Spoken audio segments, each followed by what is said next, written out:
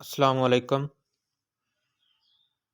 आज की online class में आप सबको मैं खुशामदीद कहता हूँ और ये उम्मीद करता हूँ कि आप बच्चों ने पिछले 2 दिन का लेसन बड़े अच्छे तरीके से प्रिपेयर कर लिया होगा। आज हमारा टॉपिक है कंपोनेंट्स ऑफ सॉल्यूशन। ये डेफिनेशन आपको ऑलरेडी मैंने करवा दी है। जस्ट आपको इतना समझाना है कि सोल्यूट एंड सॉल्वेंट ये दोनों सॉल्यूशन के हिस्से होते हैं। अगर ये दोनों होंगे तब सॉल्यूशन बनेगा, वरना सॉल्यूशन नहीं बनेगा। सबसे पहले डेफिनेशन दोबारा कवर करवा देता हूँ मैं आपको। सोल्यूट किसे कहते हैं? एक सॉल्यूशन के अंदर जो चीज़ कम मिकदार के अंदर होती है, स्मॉलर क्वांटिटी के अंदर होती है, उसे सोल्यूट कहते हैं।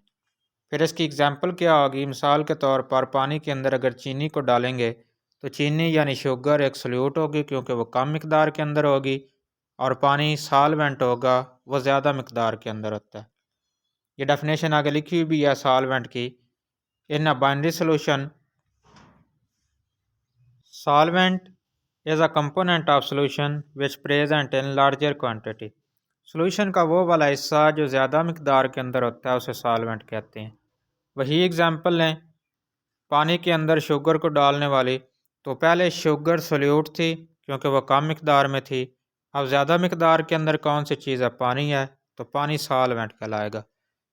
एक बात हमेशा याद रखनी है कि किसी सॉल्यूशन के अंदर सॉल्वेंट सिर्फ और सिर्फ एक होता है, लेकिन सोल्यूट एक से ज़्यादा हो सकते हैं। मिसाल के तौर पर पानी के अंदर चीनी, नमक, लेमन जो मर्ज़ी है डाल लें, अगर वो चीज़ हल होकर होमोजीनियस हो गई, उनमें से पानी सिर्फ सोल्यूट होगा, बाकी जितनी चीज़ें होंगी, नमक हो गया, चीनी होगी, लेमन जूस हो गया, वो तमाम की तमाम चीज़ें सोल्यूट के अंदर आएंगी।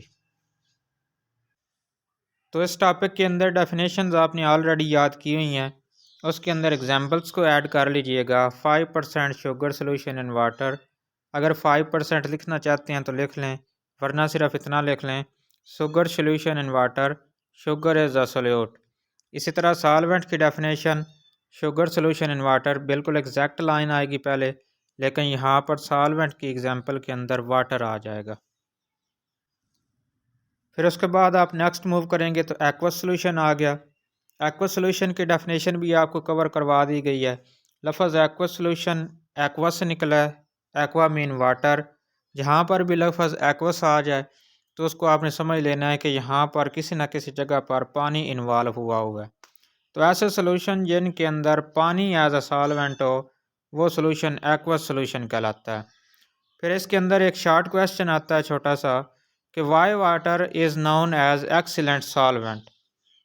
ये क्वेश्चन आप अपनी बुक के ऊपर भी लिख सकते हैं।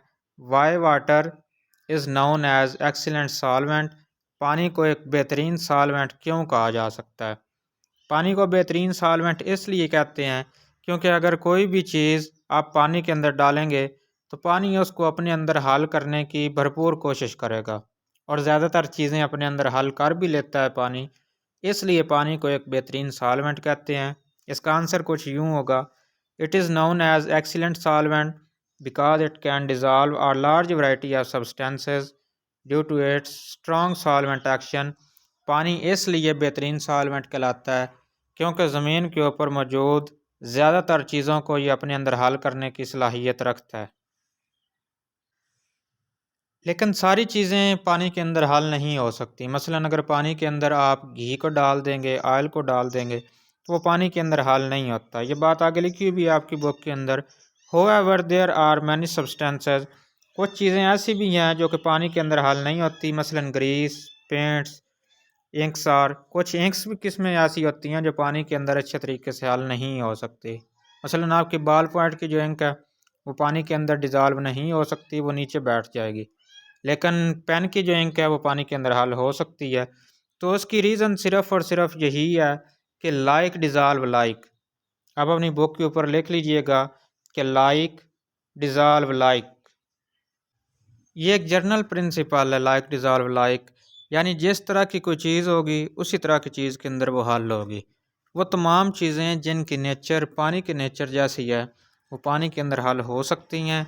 ऐसी तमाम चीज़ें जिनकी नेचर पानी जैसी नहीं है, यानी वो नॉन पोलर हैं, वो पानी के अंदर हल नहीं हो सकती। आज के दिन जस्ट आपने यही क्वेश्चंस को एड्रेस करना है, सोल्यूट और सॉल्वेंट में फ़र्क एग्जांपल के साथ। फिर उसके बाद एक्वस सॉल्यूशन की डेफिनेशन और पानी एक एक्सीलेंट सॉल्वेंट क्यों कहलाता है और क्यों कुछ चीज़ें पानी के अंदर हल नहीं हो सकती, क्योंकि उनकी नेचर पानी जैसी नहीं है, वो नॉन पोलर होती हैं। पानी चूँकि पोलर होता है तो पानी अपने जैसे पोलर चीज़ों को ही हल करेगा। वस्सलाम।